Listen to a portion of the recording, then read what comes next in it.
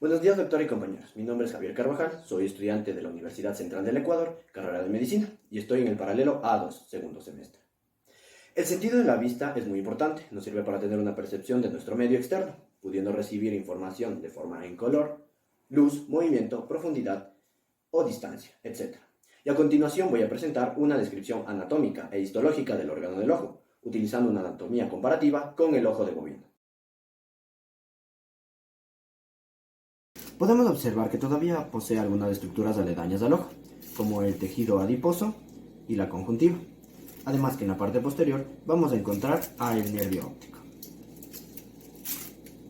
El globo ocular se define como un cuerpo esférico que mide aproximadamente 2.5 centímetros de diámetro y va a tener un volumen aproximadamente de 6.5 mililitros. Este va a tener tres capas, una fibrosa, una vascular y una nerviosa o interna llamada retina. Hablando de la capa fibrosa, esta tiene dos partes, las cuales van a ser la córnea, que está en el polo anterior del ojo, y la esclera, que corresponde al resto del globo ocular.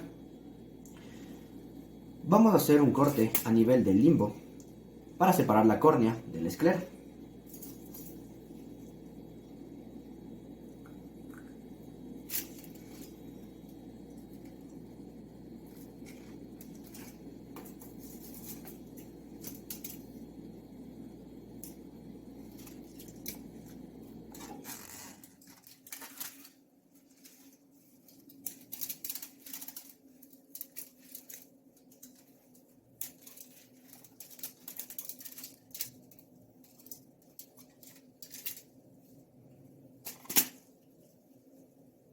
Listo. Aquí podemos ver a la córnea. Anatómicamente hablando, la córnea se define como un disco convexo de aproximadamente 10 milímetros de diámetro y 1 milímetro de espesor. Histológicamente hablando, la córnea se compone de 5 capas. Primero, un epitelio anterior, que es de epitelio estratificado plano sin queratina, con 5 a 6 capas, que entre las células va a tener contactos oclusivos, lo que la va a hacer impermeable a sustancias que estén disueltas, y va a tener células madre para la regeneración. Segundo, tenemos una lámina limitante anterior, o de Bowman, que está debajo de la membrana basal, y se compone de microfibrillas de colágeno tipo 1, 3, 5 y 6, y tiene un aspecto un poco homogéneo que la capa que vamos a ver a continuación, que es la sustancia propia de la córnea o estroma, que es la porción más espesa de la misma. Se compone de muchas laminillas de colágeno que están en posición paralela y tienen varios linfocitos y algunos macrófagos. Además va a tener queratinocitos, que su función es producir colágeno y glucosaminoglucanos. Más abajo tenemos a la lámina limitante posterior o de Descemet, que es la membrana basal del epitelio posterior de la córnea, que va a tener una consistencia muy elástica.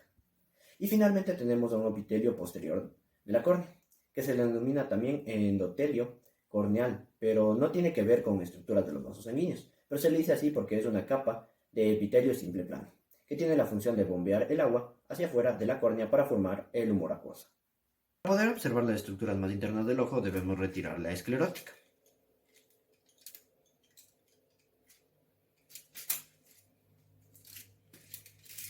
Aquí podemos observar la parte más cristalina, que va a ser el humor acuoso o cuerpo vítreo, y aquí alrededor el iris, que va a estar rodeando la pupila. Para poder sacar todo el contenido del ojo, vamos a aplicar un poco de presión hasta sacar toda la capa fibrosa.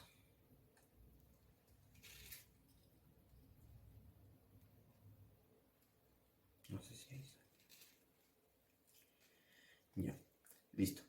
Aquí, ahora separadas, vamos a tener a la capa fibrosa, a la capa vascular y en el fondo a la retina. Mientras que aquí podemos observar al cristalino y al cuerpo vítreo. Hablando de la capa fibrosa, en su parte externa tenemos a la esclerótica, que esta va a ser de color blanquecino, que da inserción a los músculos rectos y tiene la función de no permitir el paso de la luz. Esta capa fibrosa histológicamente tiene una lámina epiescleral, que es tejido conjuntivo laxo, con abundante vascularización y se va a continuar con la sustancia propia. Esta sustancia propia es avascular y tiene gran cantidad de fibras de colágeno tipo 1 y 2. Y tercero, tenemos la lámina fusca de la esclera, que tiene menos fibras colágenas y más fibras elásticas, y tiene melanocitos, que hacen que se vea un poco más oscura, además de macrófagos. Entre la córnea y la esclerótica hay un límite denominado limbo, ¿Qué histológicamente encontramos? Primero, una conjuntiva que recubre la parte externa del limbo y la parte anterior del globo ocular. Y se continúa con la córnea. Y es importante para mantener lubricada la superficie del globo ocular. Luego vamos a tener una cápsula de teno que está hecha de tejido conjuntivo colágeno denso. Después seguimos con una lámina epiescleral de tejido conjuntivo denso sobre el estroma límbico. Después del estroma límbico va a haber una zona de transición entre las zonas de la sustancia propia de la córnea y de la esclera. Y en la parte más profunda vamos a tener el aparato de drenaje del humor acuoso, que es la parte periférica de la cámara anterior. En cuanto a la capa vascular, es esta de color oscuro que podemos observar y va a corresponder a la coroides, el cuerpo ciliar y el iris. En cuanto a la coroides, tenemos una lámina supracoroidea, formada por membranas agrupadas de fibras de colágeno bastante elásticas. También vamos a tener melanocitos con gránulos de melanina, que le van a dar una abundante pigmentación. Segundo, tenemos a la sustancia propia de la coroides, que tiene una abundante vascularización. Y después tenemos a la lámina coroideo-capilar, que es una densa red de capilares de tipo fenestrado, con irrigación de la sustancia propia y con drenaje de estas mismas venas.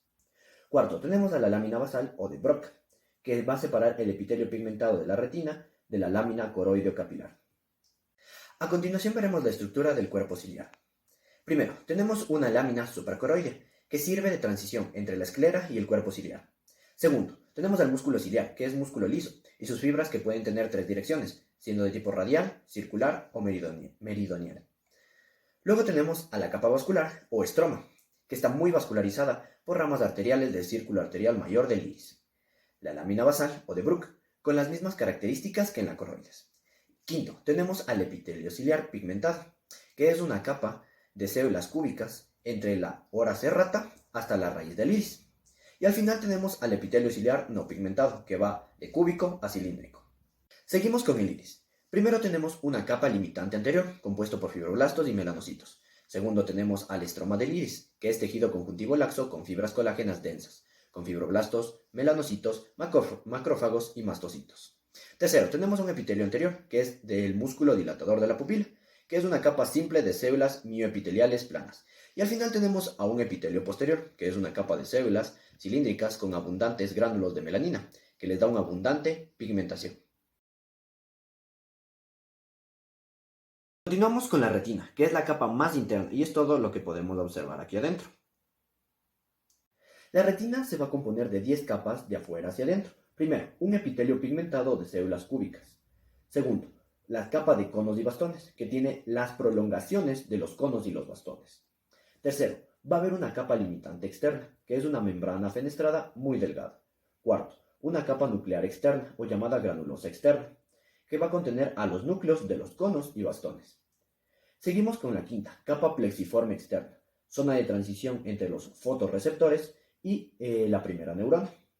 Sexto, una capa nuclear interna o granulosa interna, que tiene células horizontales, bipolares, de Müller y amácrinas. Séptimo, una capa plexiforme interna, que es una red densa de prolongaciones de células aledañas. Octavo, la capa ganglionar. Este va a tener a los cuerpos de células ganglionares. Como noveno tenemos a las capas de las fibras nerviosas, que va a tener a los axones de las células ganglionares. Y como décimo y último tenemos a la capa limitante externa, que va a ser el extremo de las células de Müller y gliales.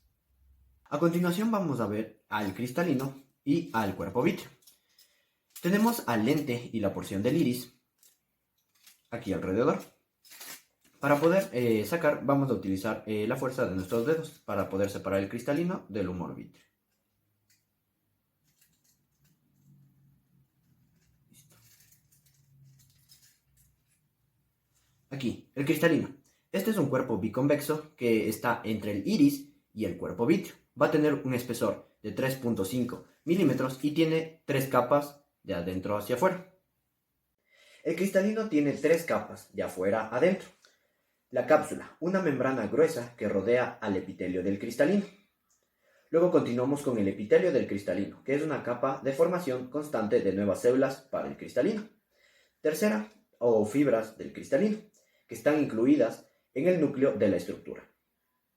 Al final vamos a tener al cuerpo vítreo, que se va a encontrar entre el cristalino y la retina, y va a estar compuesto por 90% agua y va a tener hialuronano.